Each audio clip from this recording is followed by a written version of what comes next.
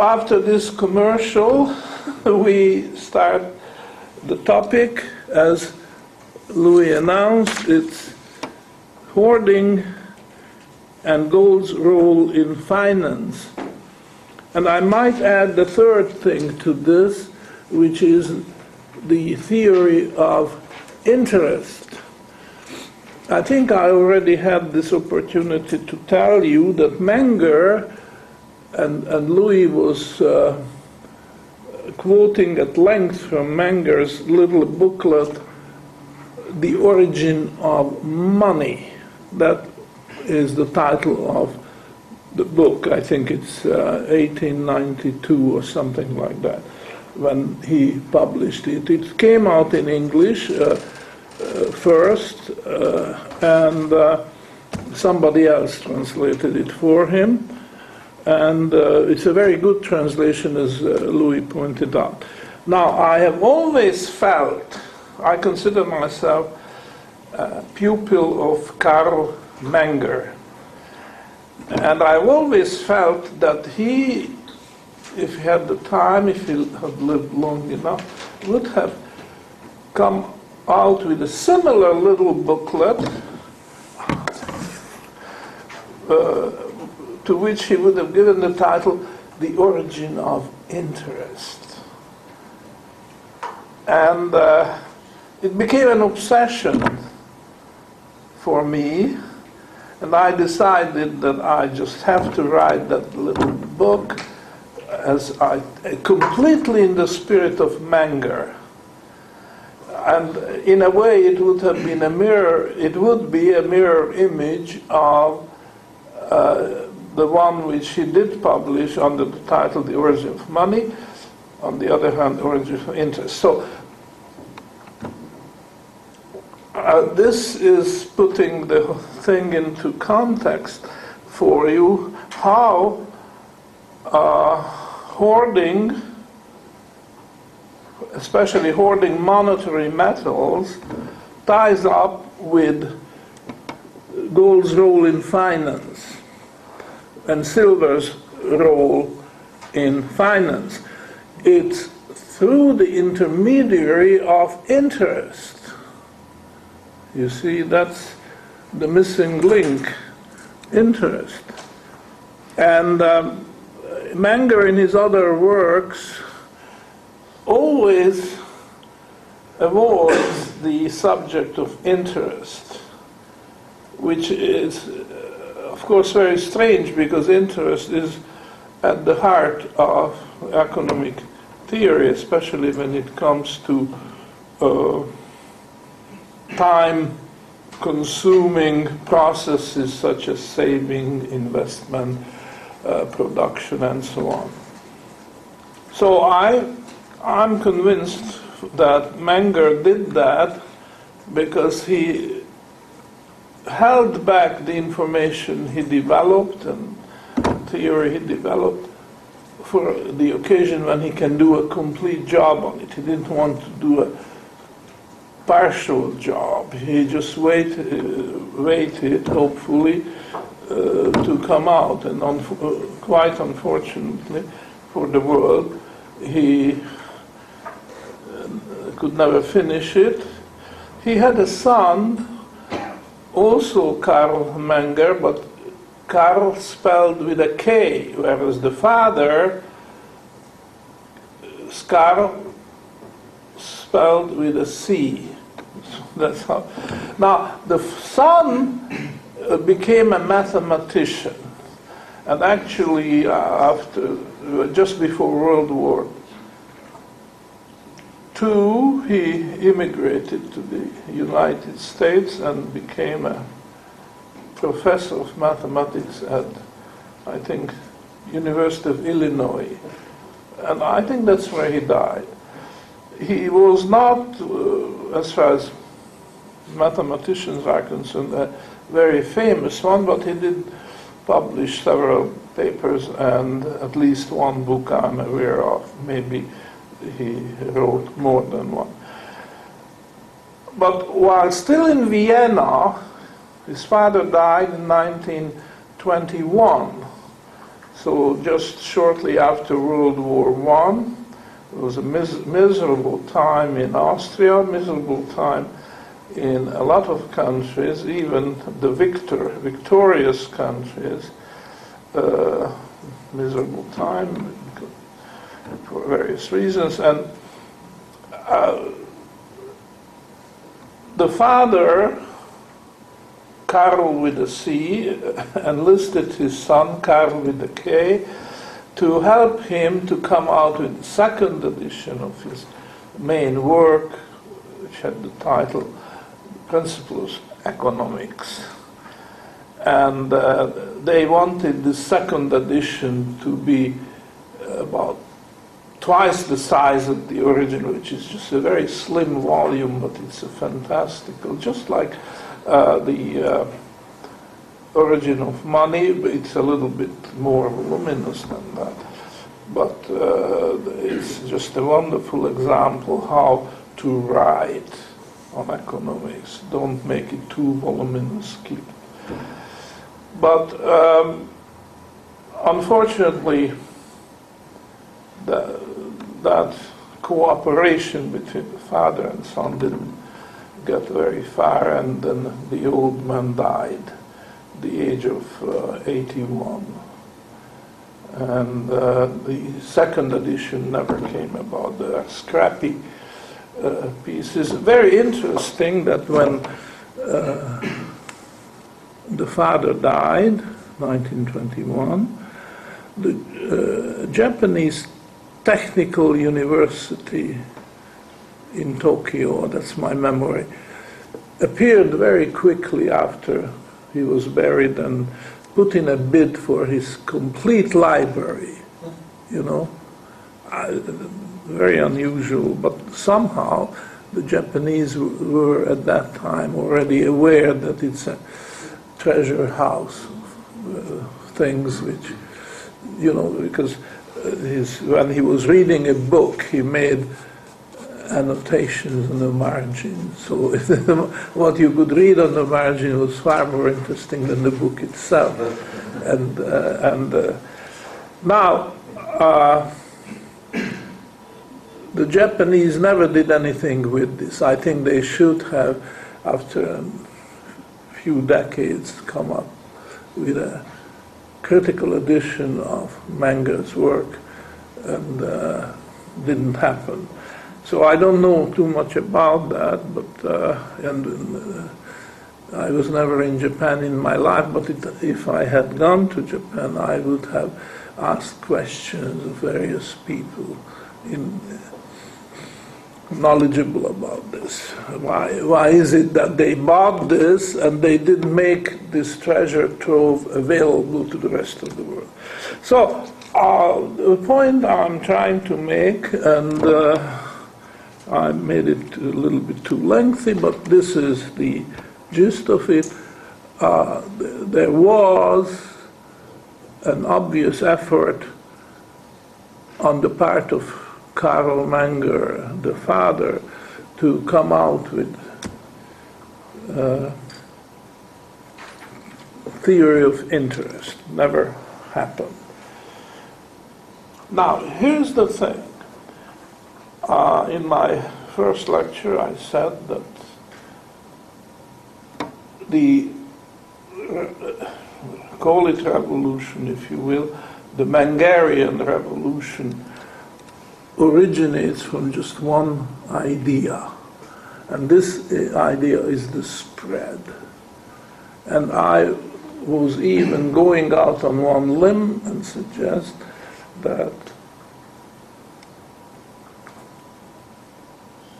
although Menger never says that, but I will take it upon myself, take the courage and say that he was willing to dismiss the idea of price. See, economics, everybody thinks, is something about price. And Menger came in with this sweeping idea that it's not the price, but it's the spread, which is really the difference between two prices. And out of this idea grew the concept of marketability. But we also heard alternative words for that, salability. Just how easy it is to sell a certain merchandise. And this was a challenge, may not be obvious, but it was a challenge to the traditional type of economics where they talk about the supply-demand equilibrium price. And they even retained it by the Austrians. In spite of this Hungarian pioneer thought that we should get away from price and look at the spread, difference of prices. And Menger had a low opinion of the supply-demand equilibrium theory of price. Very, very low opinion. To him, it was not the price but the spread, as I said, and this calls for a complete revamping of economic theory, right to the foundations. It's a most radical challenge to orthodoxy. And even today, I think we cannot say that it has made very great headway. It made some, but not all that much. And here is another very important consequence of this Mengerian revolution, that Menger distanced himself from the quantity theory of money. I don't think he denounced it as violently as I would, and I did, if you are familiar with my various readings, because it's a vicious theory, quantity theory of money. It's just plain wrong. And when I want to justify that, I usually just say one thing, although I could give a series of lectures on that, that the world as we know it, our world, economics and physics and everything, is highly non-linear, which means that changes here cause changes there. But these changes are not proportional. Now, a linear theory would assume that a linear change here causes a linear change there. And if not 100%, then with a high percentage of accuracy. And this is simply not true. And just think of something cyclical, which is the exact opposite of cyclical changes, just the opposite of linear changes. So the very foundation of the quantity theory of money is wrong. And you will never be able to understand money that way, that you embrace the quantity theory of money and say, oh, well, it goes back to Middle Ages, and all the central banks still today work on that principle. This is completely wrong. So there it is. Menger started with the idea of the spread, and then he looked at how the spread varies in any given market. When you bring more supply to the market, the spread is going to widen. That's more or less equivalent to what the supply-demand equilibrium price theory says that when the supply goes up, the price goes down. But that's very superficial, because at the heart of it,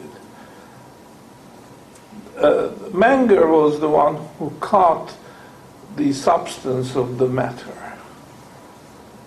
The spread widens, which means the marketability deteriorates. A wide spread is synonymous with deterioration in the marketability. Now, my idea, and I have to say this with all compulsory modesty, is that Menger was really talking about marketability in the large, when the problem was that the supply increases, more and more goods are brought to the market, which is very typical as society gets more sophisticated, as population increases and so on, the markets expand. So the problem to study is how this increase affects the spread, affects marketability. However, it calls for a complementary idea, which is highly symmetrical, and this is marketability in the small. Because certain problems have to be analyzed on the basis of not ever larger supplies, but ever smaller. And that's exactly where hoarding comes in. Now let me say right away that hoarding is a dirty word in mainstream economics. Dirty because it actually suggests atavistic tendencies. The word atavism means it has to do with our ancestors, how our ancestors behaved. Our ancestors had the crudest form of clothes.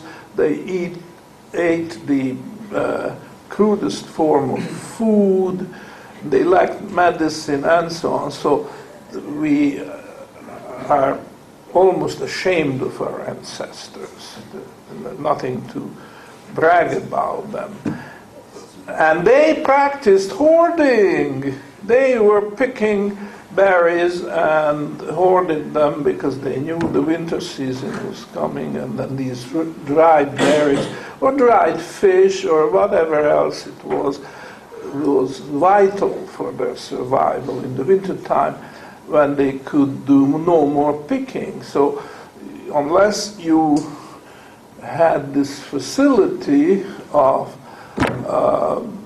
anticipating shortages, then you hoarded, and then when the 7 lean years came around after the 7 fat years, then you could survive. And some animals do that. The squirrels, for example, and the bees and some other species, they survive the winter by hoarding.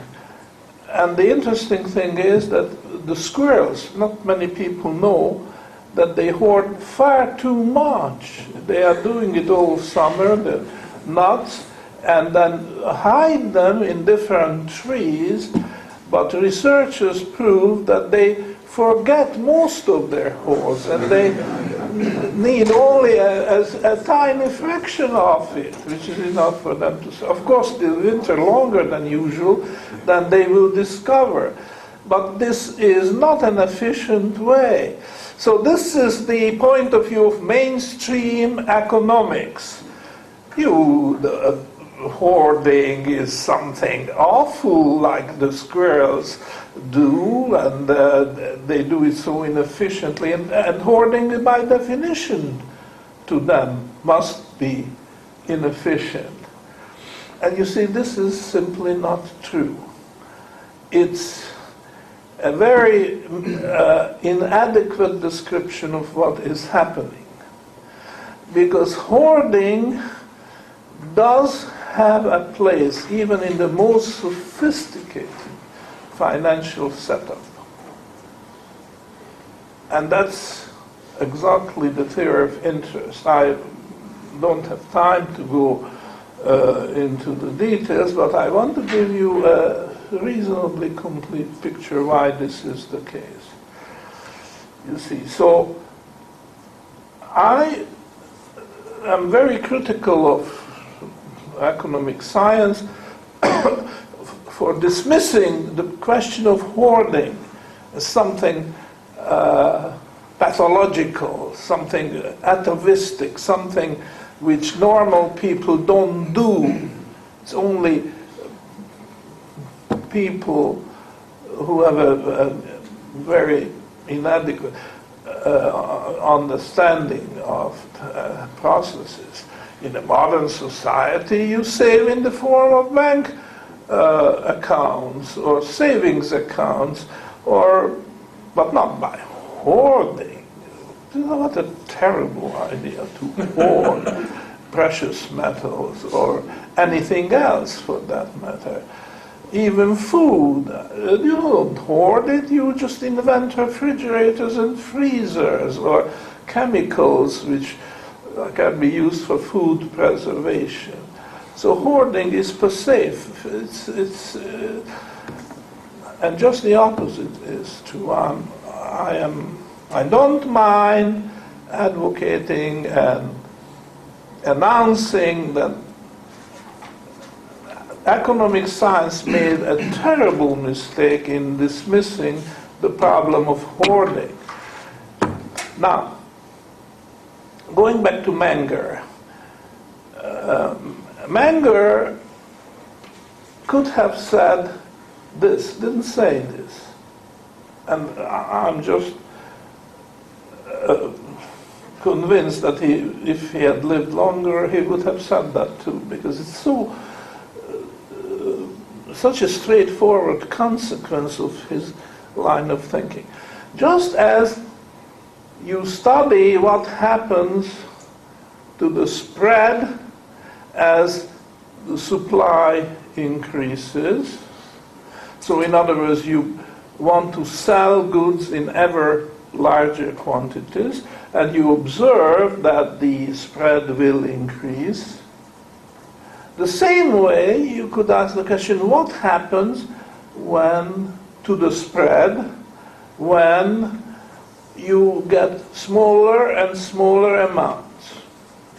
And that is really a problem for you if you hoard, because the idea is to build up a relatively large supply, bit by bit, piece by piece, and sometimes by very small pieces, you see. And you want to do it with the smallest losses possible, just like marketability in the large. The problem is you want to increase supply with the smallest possible losses. Now here, you make the unit smaller and smaller, and again, the smallest possible losses. And again, there are two problems. When you add to the supply, let's say a young man is saving for his old age and his wife's old age, or his children's education, or what have you, something similar to that, then he keeps adding bit by bit to the store of goods which he's hoarding. But then when time comes, so he's in his harvest years, he retires, he wants to have the equivalent of a pension, and draws down the supply. So that is, let's call it dishoarding. Now my computer just hates that word dishoarding, because every time I type dishoarding, the red underlining comes on that there is no such word as dishoarding, you know. You know, the computer warns you when you use a word in bad context, or use a word which doesn't exist. Well, I did check it out in the Great Oxford Dictionary. There is such a word, dishoarding, and this is a proper word, and I don't care what the computer engineers do. I declare this a valid word, and I don't even have to explain it to you what it is. The idea is that you have saved, and you didn't save like the squirrels. If the summer lasts longer, they save maybe twice as much, which is completely superfluous, because they can't eat more in the winter than a certain amount. So what you do is you save and achieve your optimum or maximum. For the sake of efficiency, there's no more point increasing your, and then you draw down your hoard, because you start consuming, and that could be for your old age, for medicine. In the case you saved for your children's education, then you pay tuition and